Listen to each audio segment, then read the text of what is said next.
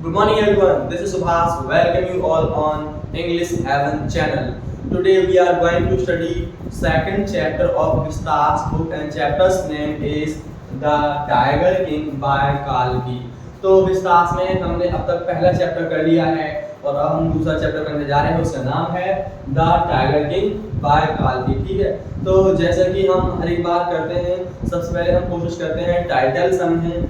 Title समझने के बाद हम काल्की जो हमारे राइटर हैं उनको समझें। हम हर बार ऐसे ही करते हैं और हम फिर भी ऐसा ही करेंगे। ओके, चलिए समझते हैं। क्लास 12 विस्तास टाइगर किंग का चैप्टर है और अब शुरुआत कर लेते हैं। ये जो हमारा चैप्टर है इसका जो जॉनर है वो पॉलिटिकल सटायर है और इसका जो लिटरेरी पीरियड है वो आपका है मॉडर्नाइजेशन। तो हमें सबसे पहले समझना होगा सटायर क्या होता है, क्योंकि इस सारी की सारी स्टोरी में सटायर हमें देखने को मिलेगा एक बड़े लेवल पर। ठीक है, सटायर को मैंने यहाँ पे लिख दिया है the use of humour, irony, exaggeration, ridicule to expose and criticize people's stupidity, particularly in the context of contemporary politics and other topical issues। यहाँ पर ये बताया है सटायर वो होता है एक प्रकार का उसमें फन क्रिएट करना या लाफ्टर देना या फिर उसमें कोई आयरनी देना। आयरनी क्या होता है, जब भी हम कुछ बोलते हैं उसका अपोजिट होना, वो आपका आयरनी होता है। और एग्जैजरेशन क्या होता है, जब आप बढ़ा चढ़ा के कोई बात बोलते हैं उसको एग्जैजरेशन बोला जाता है। और रिडिक्यूल क्या होता है, जब आप किसी की मजाक उड़ा रहे होते हैं उसकी गलतियों को एक्सपोज करने के लिए वो आपको रिडिक्यूल किया जाता है। और क्या होता है इसमें क्रिटिसाइज पीपल्स स्टुपिडिटी, और हम लोगों की मूर्खता के ऊपर आलोचना भी करते हैं।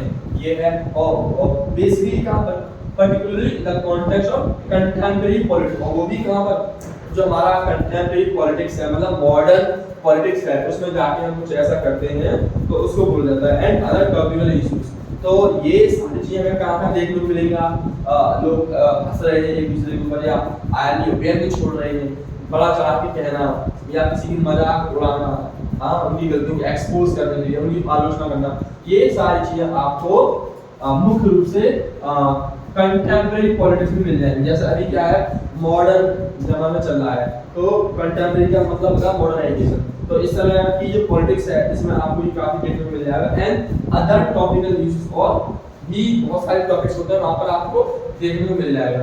तो इस तरह से इसका जो जॉनर है वो है पॉलिटिकल सटायर। और पॉलिटिकल आप जानते हो पॉलिटिक्स की बात की जाती है। पॉलिटिक्स में कोई देश रन कर रहा है या मान लो किसी कोई देश राजा के द्वारा रन किया जा रहा है, तो एक तरह से ये आपका पॉलिटिक्स है। तो इसका जॉनर हो गया आपका पॉलिटिकल सटायर। अब हम बात करते हैं इसका लिटरेरी पीरियड। लिटरेरी पीरियड है इसका मॉडर्नाइजेशन। मैं हमेशा बोलता हूँ कि आप लिटरेरी पीरियड आप कैसे पता लगा सकते हैं, जब आप राइटर का date of birth find out करेंगे। इनका जन्म जैसे काल्की राइटर है हमारे, इनका जन्म 1899 में हुआ था और इनका देहांत 1954 में हुआ था। तो जाहिर सी बात है जब उनका जन्म हुआ उसके बाद ही कोई चैप्टर तैयार किया गया है। तो ये देख सकते हैं और ये देख सकते हैं। इसका जो टाइमलाइन है वो 1901 से लेके 1945 तक गया है। तो लगभग उसी वो आ रहा है। तो इसलिए बोला जा रहा है लिटरेरी पीरियड का मॉडर्नाइजेशन है। मतलब ये हुआ जब ये दौर चल रहा था उस दौरान उन्होंने चैप्टर लिखा है। चैप्टर के अंदर क्या डाला है वो हमने यहाँ पर सीख लिया। चैप्टर में क्या दिखाया है उन्होंने, पॉलिटिकल सटायर है। हमारी जो पॉलिटिक्स है उसमें सटायर को किस तरह से यूज किया जा रहा है वो दिखाया गया है। तो ये हमारी बेसिक चीजें होगी। और अभी हमने इसका नाम क्लियर नहीं हुआ है, अभी हम करते हैं इसका नाम क्लियर। इसको आप बेहतर समझने के लिए ये लाइन स्लाइड्स ली है टाइटल को समझने के लिए। Titles meaning during the birth of Prince it was predicted by the royal astrologers that he would be killed by a tiger। मतलब ये बोला जा रहा है एक साम्राज्य में, एक किंगडम में एक बच्चे का जन्म होता है, तो उसी दौरान एक प्रेडिक्शन की गई थी एस्ट्रोलॉजर्स के द्वारा कि ये बच्चा टाइगर के द्वारा मारा जाएगा। टाइगर आप जानते हैं वाइल्ड एनिमल होता है, उसके द्वारा मारा जाएगा। अच्छा, since then he made a mission. और तभी से उस बच्चे ने जो प्रिंस था उसने मिशन बना लिया, क्या, to discover and kill the tiger, मतलब उसे फाइंड आउट करता हूँ, पता लगाता हूँ टाइगर्स कहाँ कहाँ है मेरे रीजन में और उसको मैं मार गिराऊँ। And in order to prove him wrong, यहाँ पर हिम कौन है, यहाँ पर एस्ट्रोलॉजर या देम भी कह सकते हैं, एस्ट्रोलॉजर्स मतलब आप देम भी कह सकते हैं।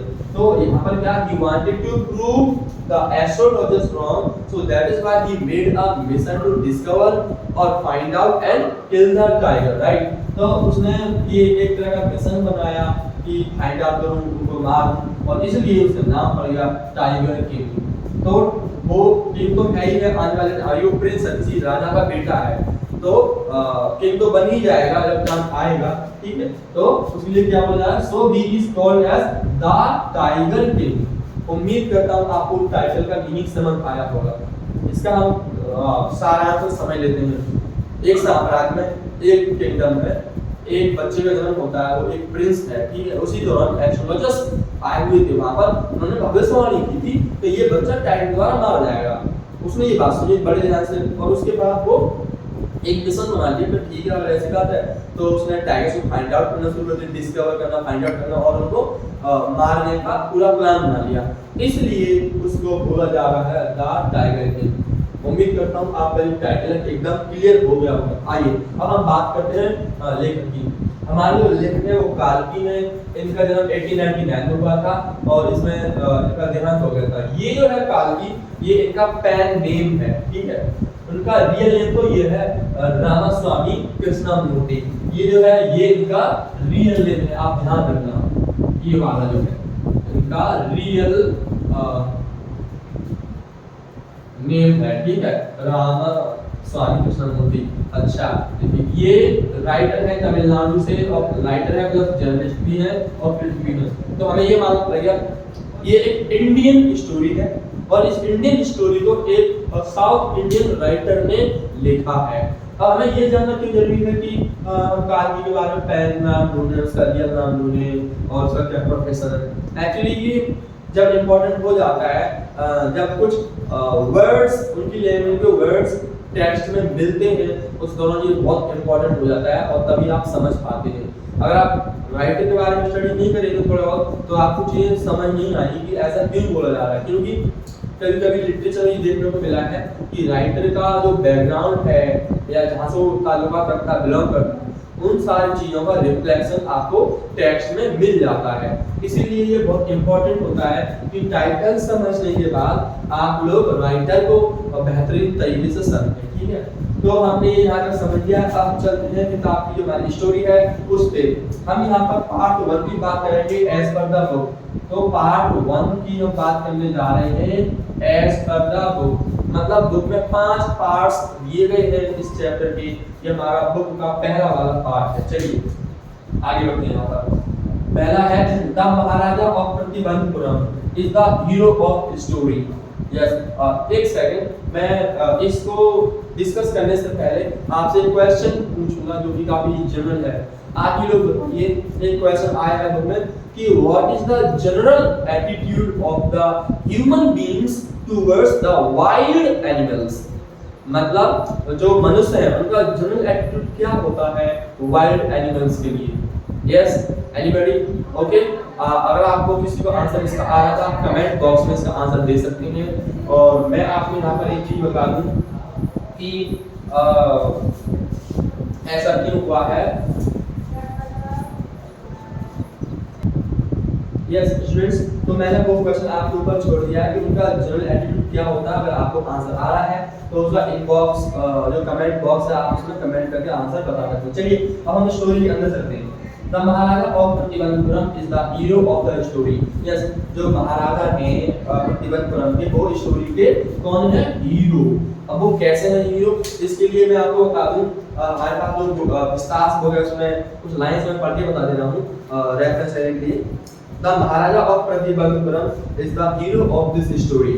ही may be identified as his highness Zamindar general, Khiledar major, Sata Vyaghra संहारी, फिर है महाराजा धीरज विश्व भवन सम्राट, सर जिलानी जमजम बहादुर, MAD, SCTC और CRCK, but this name is often shortened to the title. Yes, ये बहुत सारे तरह तरह के नाम हैं जो महाराजा जो हैं हमारे उनके लिए दिए गए हैं। अब मैं आपको सारी बात बता दूं, बहुत ज्यादा इंपॉर्टेंट नहीं है इतने सारे नाम स्किन मतलब दिए गए हैं या कौन इन नामों से पुकारेगा।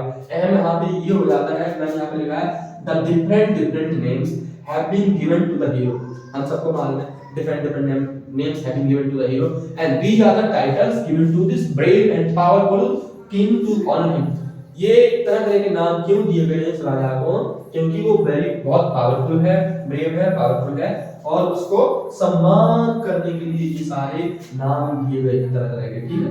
So all these different names have been given to this brave and powerful king just to honor him, just to show the reverence and the respect that people have towards him or for this man. Okay, now we are moving for the next point.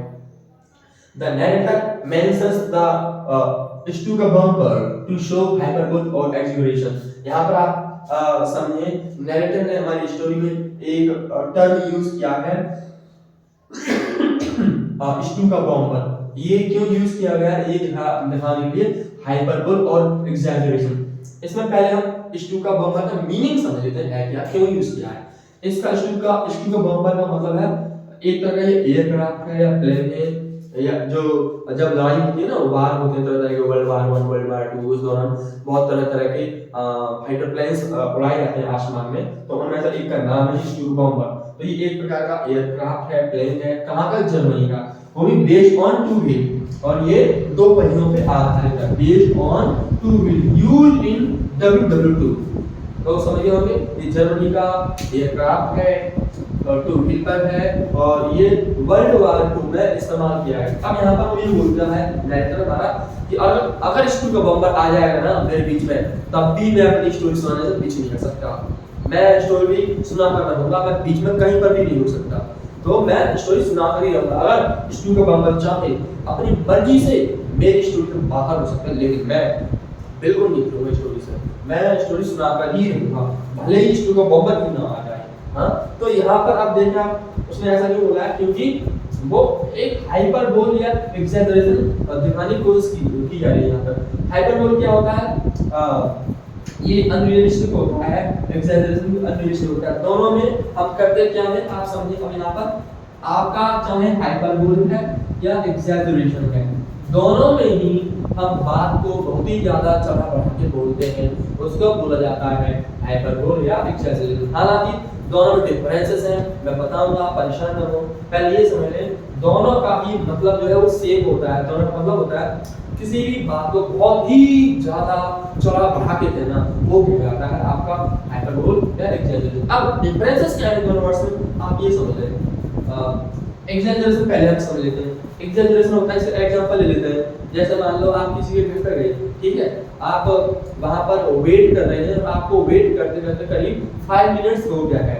So you have been waiting over there for 5 minutes only. Okay, आपको 5 minutes हो गया wait करते करते। अच्छा, उसके बाद घर से कोई मेंबर निकल के आता है तो आप बोलते हैं तो मालूम तुम्हारा आधा घंटे से इंतजार कर रहा हूं, तो आपने बढ़ा के बात बोल दी, बड़ा चढ़ा के बोल दी, लेकिन एक ऐसी बात बोली है वो रियलिस्टिक है, वो चल जाएगी एक बार। मतलब एग्जैजरेशन का मतलब ये है चढ़ा के बोलने उतना नहीं, एक लिमिट में रहता है यहाँ पर चीज। लेकिन यहाँ पर क्या होता है, यहाँ पर लिमिट क्रॉस कर जाता है कोई व्यक्ति। यहाँ पर बोल देगा कि मान लो सेम केस लेते हैं कि 5 मिनट से वो इंतजार कर रहा हूँ, बोलता है मान लो मैं यहाँ कितनी देर से इंतजार कर रहा हूँ, कम से कम 2 साल बीत गए तब से इंतजार कर रहा हूँ, या 4 महीने हो गए तब से इंतजार कर रहा हूँ। या कभी कभी लोग बोलते हैं यार मुझे इतनी भूख लगी पूरी गाय खा जाऊंगा, मैं पूरा घोड़ा खा जाऊंगा, मतलब इतना ज्यादा बढ़ा चला के बोला। या फिर आप एक और एग्जांपल ले लें कि रोहन इतना रोया कि नदी भर गई, रोहन इतना रोया कि नदी भर गई उसके आंसुओं से। तो ये अनरियलिस्टिक है, ये पॉसिबल नहीं है। तो इस तरह से यहाँ पर राइटर हाइपरबोल एंड एग्जैजरेशन दिखाने की बात कर रहा है। दोनों ही केस में चीजों को बढ़ता है, बोले बस अंतर ये है, ये रियलिस्टिक हो जाता है या अनरियलिस्टिक है। उम्मीद करता हूँ आपको यहाँ पर समझ आया होगा वो क्या कहने की कोशिश कर रहा है इन सब के माध्यम से। हमारा पहला हमने पार्ट कर लिया, यहाँ पर उसके नाम के बारे में समझा और वो अपनी स्टोरी कैसे सुना रहा है, स्टोरी इतना नाम दे सकते हैं, आप याद रखें, फिर 1 मार्क का करके भी आ जाता है और आपको आंसर देना पड़ जाता है। तो प्लीज इसको आप ध्यान रखें, इसका मीनिंग ध्यान रखें, क्यों यूज किया गया है, मैंने सारी चीज बता दी है इसके बारे में, ठीक है। सेकंड पॉइंट है prediction by astrologers to show to the little prince. यहाँ पर क्या है, बच्चे का जब जन्म होता है तो यहाँ पर एक तरह का प्रेडिक्शन किया गया है लिटिल प्रिंस के लिए। उसमें देखते हैं क्या पता चलती है। Astrologers one day the tiger king would have to die. The child will grow up to become a warrior of warriors, hero of heroes, champion of champions. हाँ, अब यहाँ पर एस्ट्रोलॉजर्स आए हुए थे किंगडम में। जब बच्चे का जन्म होता है तो सभी एस्ट्रोलॉजर्स प्रिंस के बारे में भविष्यवाणी करते हैं और वो क्या बोलते हैं कि एक ना एक दिन इस बच्चे को मरना होगा। अच्छा, उसके बाद वो क्या बोलते हैं, जैसे जैसे बच्चा बढ़ेगा, ग्रो करेगा, तो सबसे पहले वो योद्धाओं का योद्धा बनेगा वो, उसके बाद हीरोज का हीरो कहलाएगा, उसके बाद चैंपियन ऑफ चैंपियंस रहेगा वो। तो इस तरह से बड़ा चढ़ा के इतना ज्यादा बोला जा रहा है। मैं आपको बता दूं, अगर आपने ये सरकार जो वर्ड है इसका मीनिंग समझ लिया है तो आप इसको अच्छे से समझ सकते हैं। इस स्टोरी में पूरी स्टोरी में सटायर यूज किया जा रहा है। सटायर में ह्यूमर आ जाता है आपका, मतलब हंसी मजाक, आयरनी होता है, मतलब अपोजिट होना, आप कुछ बोलते हो उसका मीनिंग कुछ और है। पिक्चर जैसे मैं बड़ा समय बोलना रिडिक्यूल मैंने बताया, तो सारी समझा दिया।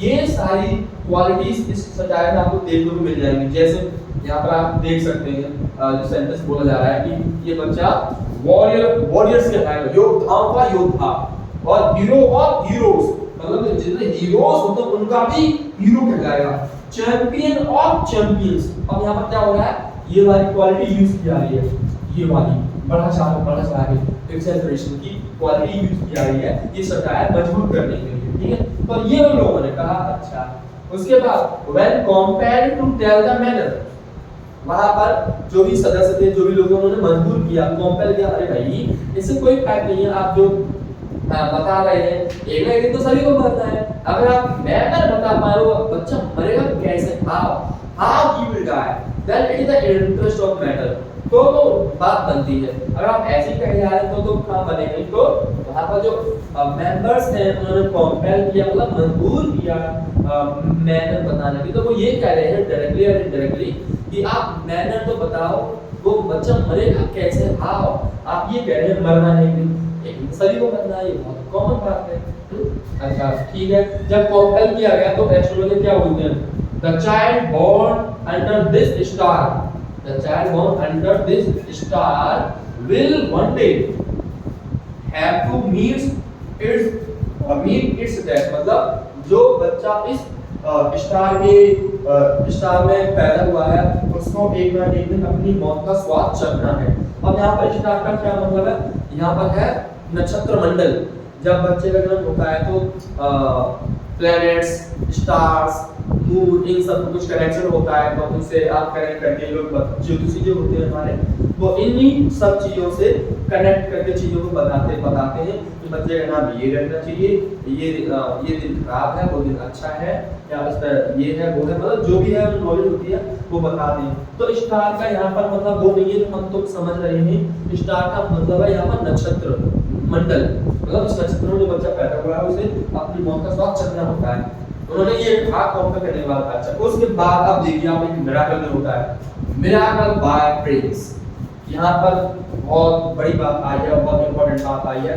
क्या आई है, 10 days old prince said, बच्चे का जन्म हुआ मात्र इस समय 10 दिन का बच्चा है, और बच्चा 10 दिन का बच्चा क्या बोलता है, सुनिए आप, ओ वाइस प्रॉफिट्स, मतलब अरे ओ मोहम्मद, ओ पंडित जी इधर सुनो, all those who are born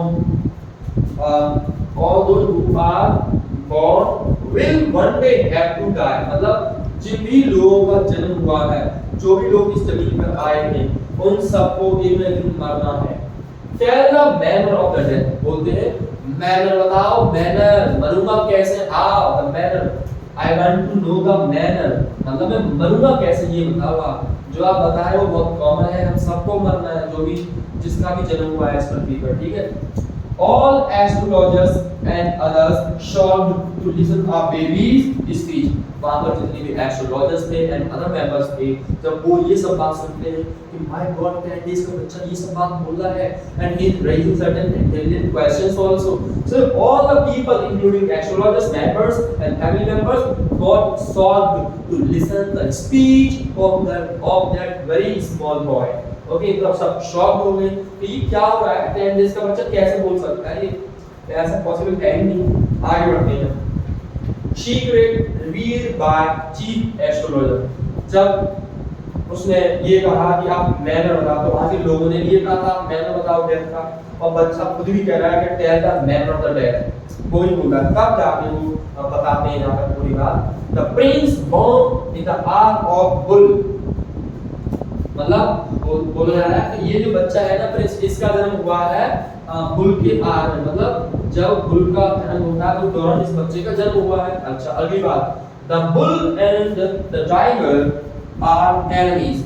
बोला जा रहा है कि ये हमारा जो बुल है, सांड या बैल जो भी है, टाइगर, ये आपस में एक दूसरे के दुश्मन होते हैं, और बच्चे का जन्म कब हुआ है, बुल के टाइम पे, बुल के आर में हुआ है, मतलब जब बुल का टाइम होता है तब उसका जन्म हुआ है। ठीक, तो ये बोला जा रहा है। आगे बढ़ते हैं।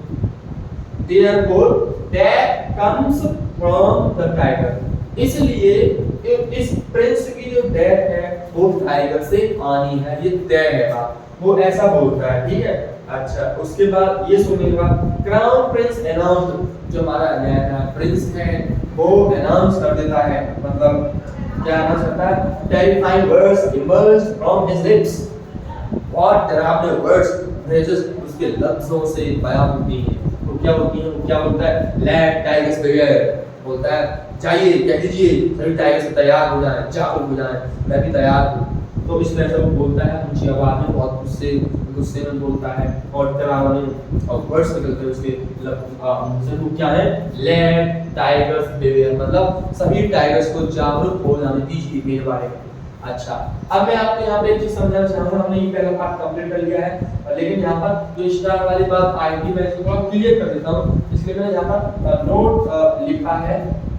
स्टार का मतलब होता है नक्षत्र, यहाँ पर बोला गया स्टोरी में आर ऑफ द बुल, मतलब बच्चे का जो जन्म हुआ है वो आर ऑफ द बुल हुआ है। Actually hour of the bull है कि ये साइन है बुल का।